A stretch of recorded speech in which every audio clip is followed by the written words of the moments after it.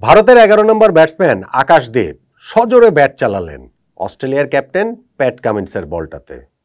বল ছুটে গেল গালির দিকে, লাফে উঠলেন গালির ফিল্ডার, নাগাল পেলেন না। বল চলে যাচ্ছে বাউন্ডারি লাইনের ওপারে। ড্রেসিং রুমে তখন উল্লাস ভারতীয় ড্রেসিং রুমে। কোচ গৌতম গম্ভীরের সঙ্গে বিরাট কোহলি হাই ফাইভ করলেন, বিরাট কোহলি হ্যান্ডশেক করলেন ক্যাপ্টেন রোহিত শর্মার সঙ্গে। ভারতীয় ড্রেসিং রুমের উল্লাসটা সহজেই বোঝা যাচ্ছিল। ব্রিসবেনের গ্যাবার গ্যালারিতে ভারতীয় দর্শকরাও সবাই উল্লাসে ফেটে পড়লেন। ঘটনা কি? ভারত কি এই টেস্ট জিতে গেল? না, ভারত এই টেস্ট জেতেনি, কেবলমাত্র ফলনটাই এড়িয়েছে। কিন্তু এই ফলন এড়ানোর মাত্রাটা এত বেশি যে ভারতীয় ড্রেসিং রুমে, গ্যালারিতে, সমর্থকদের মাঝে, ক্রিকেটার, কোচিং স্টাফ সবার মাঝখানে এটা একটা জয়ের আমেজ এনে দিয়েছে। ফলন এড়িয়েই ভারতের এই যে জয়োল্লাস, সেটাকে আসলে যৌক্তিক।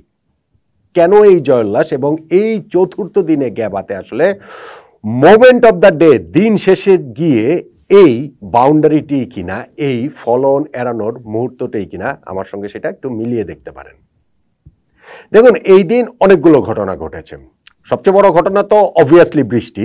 এই টেস্টেই আসলে ঘটনাটা এরকমই দাঁড়িয়ে গেছে যে ম্যাচে খেলা হবে মাঝে মাঝে, বৃষ্টিটাই হবে বেশি।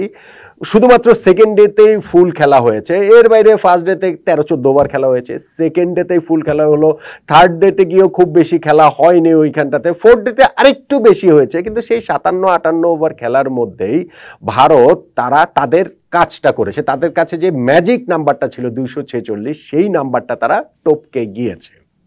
অস্ট্রেলিয়া প্রথম ইনিংসে 445 করেছে। ভারত দিন শুরু করেছে 4 উইকেটে 51 রান নিয়ে। এবং আমি বলছিলাম যে দিনের শেষে গিয়ে এইটা এত আলোচনার মধ্যে থাকলেও ভারতের ফলন এড়ানোটা, এর আগে দুইটা বড় ঘটনা ঘটেছে।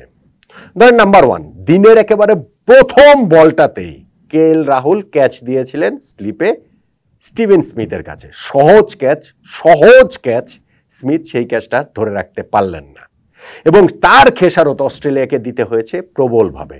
আচ্ছা, কিভাবে খেসারটা দিতে হয়েছে সেটা বলছে। এটা হচ্ছে প্রথম ঘটনা। দ্বিতীয় যে ঘটনাটা ঘটেছে সেটা হচ্ছে জশ হেজেলউড একটা অস্বস্তি অনুভব করছিলেন। ওয়ার্ম আপের সময় থেকেই তার কাফে টান লেগেছে। এরপরে তিনি একটা ওভার মাত্র বোলিং করেছেন, কিন্তু সে এক ওভার পর বোলিং এরপরেই তিনি আসলে ফিজিও আসলেন। সবাই মিলে অস্ট্রেলিয়ার ক্যাপ্টেন সহ, তিনি সহ, ফিজিও সহ সবাই মিলে আলোচনা করার পর তাকে উইথড্র করা হলো, স্ক্যান করতে পাঠানো হতো। হলো এই টেস্টে তো বটেই, জশ হেজেলউড আসলে এই অ্যাশেজ তো না, এই বর্ডার গাভাস্কার সিরিজের বাকি দুইটা টেস্টেও তার খেলার সম্ভাবনার জায়গাটা আসলে খুবই কম। ফলে এই দিনের এই দুইটা ঘটনাকে মাথায় রাখতে হবে। দিনের প্রথম বলে কেএল রাহুলের ক্যাচ ছাড়া এবং দিনের শুরুতেই জশ হেজেলউডকে অস্ট্রেলিয়ার হারানো, এই দুই ঘটনায় ভারতকে যে ফলনটা ফোর্স করবে সেই জায়গাটা থেকে অস্ট্রেলিয়া কিছুটা পিছিয়ে গিয়েছিল। কিন্তু সেই সুযোগটা যে তারা একেবারে পায়নি তা তো না। ধরেন, ওইখানটাতে প্রথম বলে কেএল রাহুলের ক্যাচটা ফেলে দিয়েছেন স্মিথ। সেই কেএল রাহুল 33 রানে ছিলেন, আগের ওভারনাইট স্কোরে ছিলেন। সেইখান থেকে তিনি আরো 51 রান যোগ করেছেন। এই 51টা রান ভারতের পয়েন্ট অফ ভিউ থেকে খুবই গুরুত্বপূর্ণ, অস্ট্রেলিয়ার পয়েন্ট অফ ভিউ থেকে খুবই ড্যামেজিং। এবং সেইখানটাতে তিনি একটা পার্টনারশিপ, শুরুতে ওইখানে একটা পার্টনারশিপ করলেন, যেই পার্টনারশিপটা আসলে 67 রানের। পার্টনারশিপের ব্রেকটা হলো যখন ওই নাথান লায়নের বলে স্টিভেন স্মিথ এবার একটা অসাধারণ ক্যাচ ধরলেন সেই স্লিপে দাঁড়িয়ে। তাহলে দিনের শুরুর এই ক্যাচ মিসটা আরো বেশি করে পড়ানোর জন্য যথেষ্ট। আচ্ছা, এরপরের উইকেটটা তো নীতিশ কুমার রেড্ডির সঙ্গে, আগেরটাও ছিল রবীন্দ্র জাদেজার, নীতিশ কুমার রেড্ডির সঙ্গে রবীন্দ্র জাদেজার আরো একটা পার্টনারশিপ হলো 50+ রানের। এবং তাতে করেই কিন্তু ভারত, ওই যে বলছিলাম ম্যাজিক নাম্বার 246, ফলন এড়ানো, ওই পথে তারা অনেক দূরই এগিয়ে যায়। কিন্তু অস্ট্রেলিয়া তার ফাইট ছেড়ে দেওয়ার দল না। তারা একটা বোলার শর্ট, তাদের হেজেলউড বোলিং করতে পারছেন না। শুধুমাত্র 3 জন তারা ফ্রন্টলাইন বোলার নিয়ে খেলছে। তার মধ্যে আপনি নাথান লায়নকে ব্র্যাকেট বন্দি করলে, মানে পেস বোলারই তো ডমিনেট করছে। সো 2 পেসার মিচেল স্টার্ক এবং প্যাট কামিন্সই হচ্ছে গিয়ে ওই ওয়ার্কলোড ম্যানেজ করেই আসলে বোলিংটা করছিলেন। এবং ওই পার্টনারশিপটাতেও যখন নীতিশ কুমার রেড্ডিও আউট হলেন, তারপরে কিন্তু আবারও একটা ওপেনিং অস্ট্রেলিয়ার সামনে চলে আসলো। তারা ইনফ্যাক্ট যখন এক সাইড থেকে তো খুবই আস্থার সাথে ব্যাটিং করছিলেন হচ্ছে গিয়ে রবীন্দ্র জাদেজা, যিনি এই টেস্ট সিরিজে প্রথমবারের মতো ম্যাচ খেলতে নেমেছেন। বোলিংয়ে খুব একটা কিছু করতে না পারলেও ব্যাটিংয়ে কিন্তু তিনি খুবই গুরুত্বপূর্ণ অবদানটা রেখেছেন। 77 রান তিনি করেছেন। এবং তারপরে যখন তিনি একটা শট খেলতে গিয়ে একটা ভালো ক্যাচ মিচ মার্শের বাউন্ডারি লাইনে ভালো একটা ক্যাচের শিকার হয়ে তিনি যখন আউট হয়ে যান, তখন কিন্তু মনে হচ্ছিল যে ভারতকে ফলো অন অস্ট্রেলিয়া করাতে পারবে। কেননা তখনও 33 রান দূরে ভারত ফলো অন এড়ানো থেকে, এবং তাদের লাস্ট উইকেট পার্টনারশিপ জাসপ্রীত বুমরার সঙ্গে আকাশদীপ, এই পার্টনারশিপেই তারা ফলো অন পেরিয়ে গেছে। অস্ট্রেলিয়া চেষ্টা করেছে, অনেক রকম চেষ্টা করেছে, কিন্তু খুবই অ্যাসিওর্ড ব্যাটিং এখানে আকাশদীপ এবং জাসপ্রীত বুমরা করেছেন, এবং তাদের ওই অবিচ্ছিন্ন 9th উইকেট পার্টনারশিপেই তারা 246 পেরিয়ে 251 পর্যন্ত গিয়েছে। ওই 4-এর পরপরই আবার একটা ছক্কা মেরেছিলেন আকাশদীপ। সো 27 রানের দিন শেষে তিনি অপরাজিত, 10 রানে অপরাজিত জাসপ্রীত বুমরা। এখন এই ফলো অন এড়ানোটা গুরুত্বপূর্ণ কেন? গুরুত্বপূর্ণ হচ্ছে গিয়ে অস্ট্রেলিয়ার যদি এই টেস্ট ম্যাচটা জিততে হতো, তাহলে তাদের প্রতিপক্ষ শুধুমাত্র ভারত না, প্রতিপক্ষ বৃষ্টিও, প্রতিপক্ষ সময়ও, এবং সেই সময়টা আর খুব একটা নাই। যদি তারা ফলো অন করাতে পারতো ভারতকে 246-এর আগে, যদি তারা আটকে রাখতে পারতো 245-এর মধ্যে, তাহলে হতো কি ভারতকে তারা আবার ব্যাটিংয়ে পাঠাতে পারতো। সেক্ষেত্রে এই যে 5th ডের খেলাটাই বাকি, আর একটা দিনই তো টেস্টের বাকি রয়েছে, সেই দিনেও আসলে কতটুকু খেলা হবে সেটা নিশ্চয়তা নেই। যেই ফোরকাস্ট দেখা যাচ্ছে সেটা 5th ডেতেও বৃষ্টির ফোরকাস্ট রয়েছে। 4th ডেতে যেরকম 57-58 ওভার খেলা হয়েছে, 5th ডে ফোরকাস্ট অনুযায়ী মোটামুটি ওই 50-55 ওভার খেলা হতে পারে। ফোরকাস্ট অনুযায়ী এই 4th ডের মতো হচ্ছে গিয়ে ওই পূর্বাভাসটা দেওয়া রয়েছে। এইটুকু সময়ের মধ্যে অস্ট্রেলিয়া নিজেরা আবার সেকেন্ড ইনিংসে ব্যাটিং করবে, এরপর ইন্ডিয়াকে ব্যাটিংয়ে পাঠিয়ে ওই ম্যাচ জেতার মতো যথেষ্ট সময় থাকবে বলে মনে হয় না। তারপরেও 5th ডেতে অস্ট্রেলিয়া যত দ্রুত সম্ভব, ইন্ডিয়া লাস্ট উইকেট নিতে চাইবে 193 রানে, তারা এখনো এগিয়ে রয়েছে।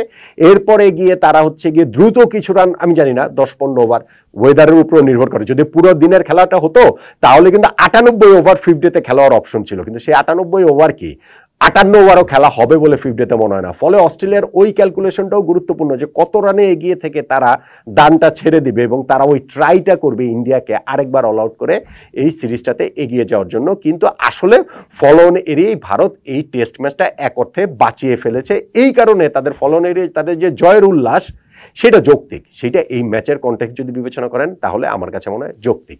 তাহলে আপনি এই দিনের মোমেন্ট অফ দ্য ডে কোনটাকে বলবেন? আমি বলছি যে 3টা আলাদা আলাদা ঘটনা। নাম্বার 1 যেটা, অবশ্যই এখানটাতে তো আপনার KL রাহুলের ব্যাটিং, রবীন্দ্র জাদেজার ব্যাটিং, পার্টনারশিপ, 2টা বড় পার্টনারশিপ, সবকিছুর মূল্য রয়েছে। কিন্তু আমার কাছে শেষ পর্যন্ত গিয়ে মোমেন্ট অফ দ্য ডে দাবিদার হচ্ছে গিয়ে 3টা ঘটনা। নাম্বার 1, দিনের প্রথম বলটাতেই হচ্ছে গিয়ে KL রাহুলের ক্যাচটা ফেলে দাও স্টিভেন স্মিথের। নাম্বার 2 হচ্ছে গিয়ে জশ হ্যাজেলউডের বোলিং করতে না পারা 1 ওভারের বেশি। হ্যাজেলউড থাকলে এই অবস্থাতেও রেজাল্টটা অন্যরকম হতে পারতো, মানে ভারতকে হয়তো বা ফলো অন অস্ট্রেলিয়া করাতে পারতো। এবং নাম্বার 3 হচ্ছে গিয়ে ফলো অন থেকে 33 রানে দূরে থাকা সত্ত্বেও ভারতের লাস্ট উইকেট পার্টনারশিপে যে সেই ফলো অনটা এড়িয়ে গেছে, সেটাই আমার বলার জন্য খুবই লোভ হচ্ছে যে দিনের প্রথম বলটাতে ক্যাচ মিস করাটাই স্টিভেন স্মিথের, সেটা হচ্ছে গিয়ে মোমেন্ট অফ দ্য ডে। যেহেতু KL রাহুল এটার সঙ্গে 100 স্কোরের সঙ্গে আরো 51 রান যোগ করেছেন, যেহেতু ওই পার্টনারশিপটাও বড় হয়েছে। কিন্তু শেষটা আমরা বেশি করে মনে রাখি বলেই কিনা আমি জানি না, লাস্ট উইকেটে পার্টনার যখন তারা শুরু করেন জাসপ্রীত বুমরা এবং আকাশদীপ 33 রান দূরে ফলো অন এড়ানো থেকে, এরপরে তখন তারা যখন ফলো অনটা এড়িয়ে ফেলেছেন না, এরপরে গিয়ে আর অন্য সব কিছুকে ছাপিয়ে আকাশদীপের মারা ওই বাউন্ডারিটাই, যেই বাউন্ডারিতে ভারত ফলো অনটা এড়িয়েছে, সেটাই আমার কাছে মোমেন্ট অফ দ্য ডে। এবং টেস্টের 5th ডেতে আমি আসলে এইখানটাতে ভারতের জয়ের তো সম্ভাবনাই নাই, অস্ট্রেলিয়ার জয়ের সম্ভাবনাটাও আমি আসলে কত বলবো, খুব যদি বাড়িয়ে বলি তাহলেও আমার কাছে মনে হয় না যে, মানে আমি বৃষ্টিকে মাথায় রেখে বলছি, 98 ওভার খেলা হলে অন্য হিসাব ছিল, কিন্তু যখন আমি বলছি যে ধরেন 58 ওভার খেলা হবে, তখন আমার কাছে মনে হয় না যে অস্ট্রেলিয়ার জয়ের সম্ভাবনা 10%-এর বেশি। 90% চান্স হচ্ছে গিয়ে এই টেস্ট ম্যাচটা ড্রই হচ্ছে। সো আপনিও কি সেটা মনে করেন কিনা, এবং আপনারও মোমেন্ট অফ দ্য ডে আকাশদীপের মারা ওই ফলো অন এড়ানো 4টি কিনা জানাতে পারেন।